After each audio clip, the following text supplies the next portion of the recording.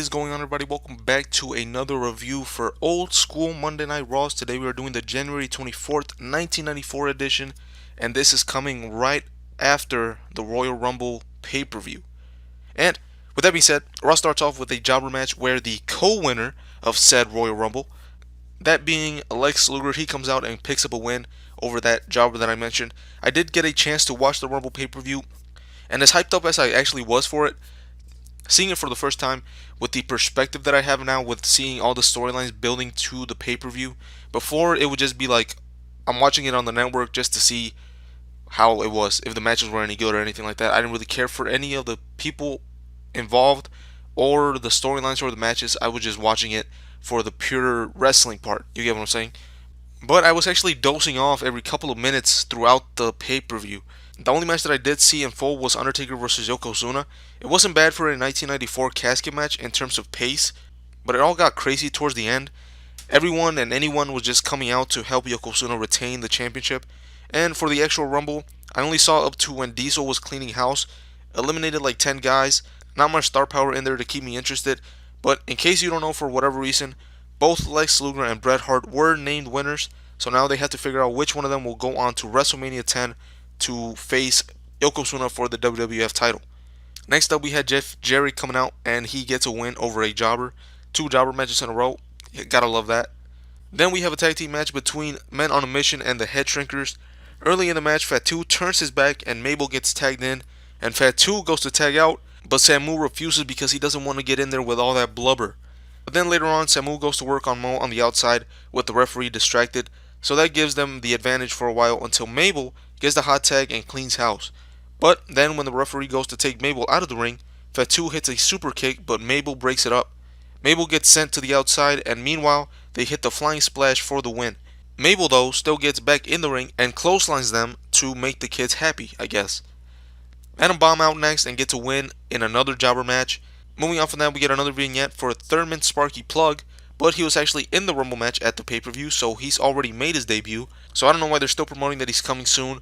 Then, Doink along with Dink make their way down to the ring, and Doink picks up a win over a jobber. Nothing has been up with Doink for a while. Bam Bigelow was his last feud back around December, and I don't remember how that ended. I didn't think that I would ever say these words.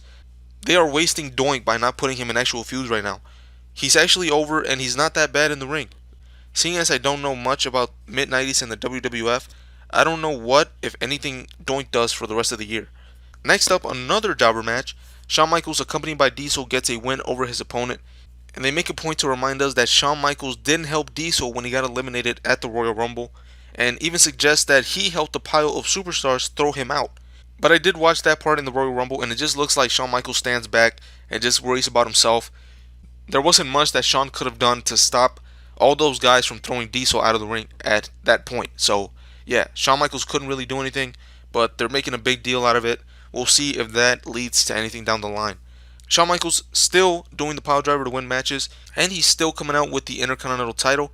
And at the Rumble, he tried to interfere with Razor Ramon's match, but he failed to do so because Razor was still able to win. And that feud was basically built on the fact that IRS has stolen Razor Ramon's chain. I don't know if you guys remember a couple episodes ago, but the cameraman got a quick shot at IRS opening his briefcase, and IRS closed it really quick, and I didn't even pay attention to it because it was a jobber match that he was going to have, and I guess the announce team said something about it, that, oh look, it looks like some chain is in there. But I didn't pay attention to any of that at the time, and it looks like that's what they were feuding about for at least that period, to get IRS a title shot at Razor Ramon.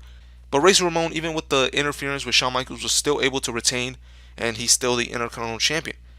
And that's it for the end of Raw, so let's get to the awards. For the best moment, I couldn't pick one here. Nothing of importance really happened. For the worst moment, I'll keep picking it if they keep doing it, the fact that a jobber match ends the show. For the worst match, I had Adam Bomb versus the Jobber, and for the best match, the only real one to choose from is Men on a Mission versus the Head Shrinkers, and I guess I'll pick that one.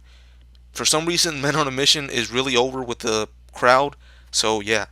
And the Head Shrinkers are really good at what they do too, so I can see why the crowd was into this one, so I'll give them the best match on this episode. For the wackest performer, I had Adam Bomb. What is he supposed to be? I still don't know, and also he hasn't been in a feud since he's made his first appearance on Raw. For the stand-up performer, I'm going to give that to the Head Shrinkers. These two are really good at cutting the ring and working as heels. Also, I feel like their characters have evolved a little bit. I don't see them as stupid cavemen anymore. Instead, they're just ruthless, which I think is a good switch if that's what they did. A stupid wrestler doesn't make sense because why would they grasp the concept of wrestling? At that point, just become a street fighter. But no, I enjoy watching these guys in tag matches, and Head Shrinkers gets standout of the night. Unfortunately, they won't make this episode get a good grade. It'll get a bad one. The show after the Rumble and nothing gets further toward what they're doing at WrestleMania. Sure, we are spoiled now after pay-per-views where everything gets explained and dissected right after, sometimes to an annoying extent, but literally nobody confronted each other because of the Rumble or to set up anything for down the line, just a bunch of random matches for no reason. So with all that being said, I'm out. I'll catch you guys on the next one.